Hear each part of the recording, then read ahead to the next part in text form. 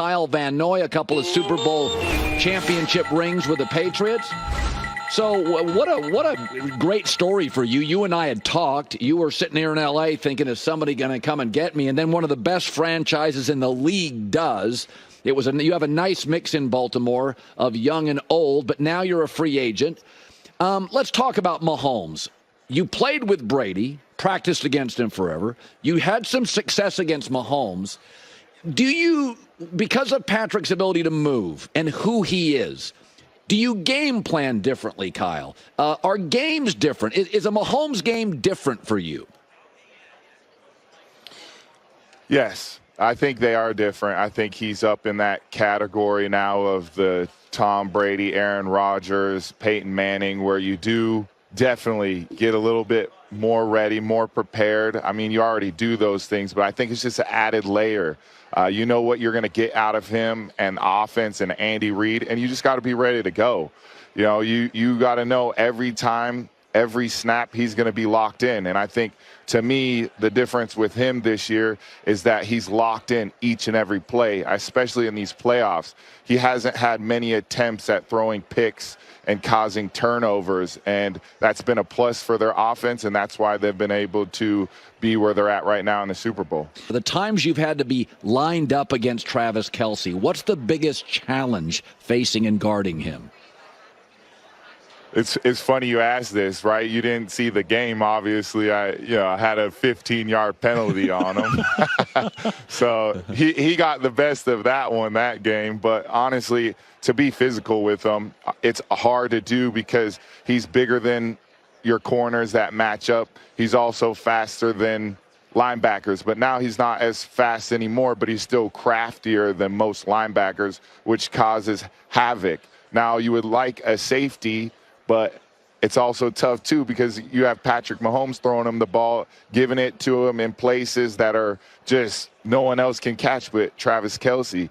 And he's been awesome. He's a Hall of Famer, and kudos to him. And he's done a really, really good job, and I just see him, riding off into the sunset if they win. So when you and the Ravens devised a game plan for the Chiefs, what was the sense about their offensive line? Tooney's banged up. Did you respect it? Was it a weakness? This is not a typical Kansas City Mahomes offense. How did the Ravens view this offense when you faced it? What was the discussion? Yeah, it was a discussion of stopping Patrick Mahomes and Travis Kelce, Rashee Rice, who's up-and-coming star. I think he's really, really good, and stopping the run with Pacheco.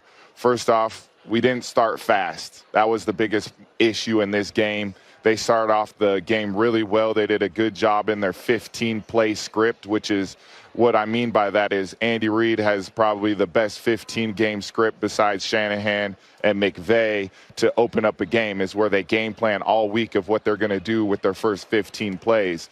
Now, what they did a really good job is they kept the third downs in the beginning of the game very short. Yeah. So on first down, they would get stuffed, and then on second down, get back on track. They would run a screen for 8 yards, so it would be a 3rd and 2. And they just did that really well until after the first quarter. We knocked everything out after that, and that was the rest on defense. But they did enough at the beginning of the game that caused an issue for us, and we didn't have enough offensively to get it done. And then I would say offensive line, like you asked, I think it is a weakness for him, and I don't think Tooney's going to play again. I know he's pretty banged up, but, we didn't take advantage in the beginning of the game. But as the game went on, you saw us able to take advantage, especially on 3rd and long. They had a hard time of picking up our stunts and our pressure. But at the end of the game, it comes down to Patrick Mahomes, and he made the play to MVS down the middle of the field and sealed the game. So he ended up making more plays than we did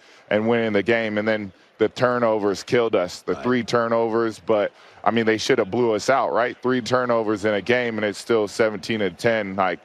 It just shows kind of the heartbeat of that team to never give up, and I respect that from the Ravens organizations and players, man.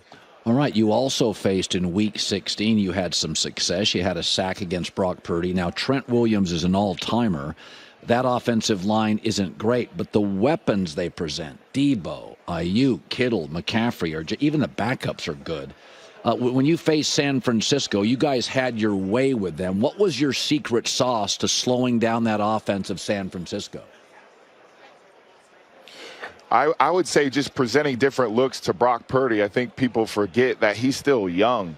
And so if you can still catch him at times, but you have to be able to watch the tape, watch the film, see where you can take advantages. And that's what we did. And then obviously having 4 turnovers against him and then another one with Sam Darnold getting in the game.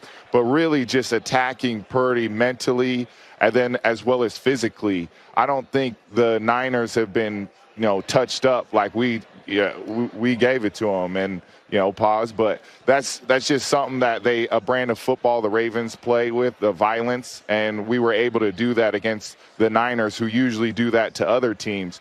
Now, where their O-line is, Trent is obviously Trent, but I would attack those other guys. We did a really good job attacking Trent and the rest of those guys each and every play, and eventually wore them down, getting them into bad situations where the turnovers were the difference in the game. But really, let's not make this complicated for Shanahan, right? Let's give the ball to Debo a bunch. Let's give the ball to Christian McCaffrey. I need Christian to have 30 carries. I need Kyle to be like, hey, CMC, the great white hope, you're getting the rock 30-plus times this game. I'm going down with you. And that's kind of the attitude I would have in this game with Shanahan. I would give Christian McCaffrey and Debo the ball as much as I can. By the way, you let me just throw one out there. Lamar won MVP for the second time. He's only 27. What was he like as a teammate? I love talking about Lamar because he is the best teammate. He's honestly one of my favorite teammates I've had, just being able to go in and he's just cool with everybody. It could be the long snapper. It could be a practice squad guy. It could be, people that are working behind the scenes in the equipment room to the strength staff. Everybody is friends with Lamar. And that's what kind of sets him apart is his relationships with everybody. So then when crunch time comes, he's able to get after them. And just him being a great friend of myself, with open arms, just being a part of the team, playing, they have this little basketball court inside the locker room, just playing against him in that, and it was just awesome. I've had so many Florida teammates over the years. I claim that I'm from Florida, so Broward County, stand up. Well, the Rams need a little bit of a pass rush and some veteran leadership on that defensive front with Aaron Donald. Kyle Van Noy is a free agent. A career-high 9 sacks with the Ravens, entered Week 4 and was a big splashy hit for them. Great seeing you as always, the 2-time Super Bowl champ. Good seeing you, bud. Hi, everybody. It's me, Uncle Colin. Subscribe here to get the latest from the herd, including exclusive behind-the-scenes videos and more, wherever you may be, however you may be watching. Thanks again for making us part of your day.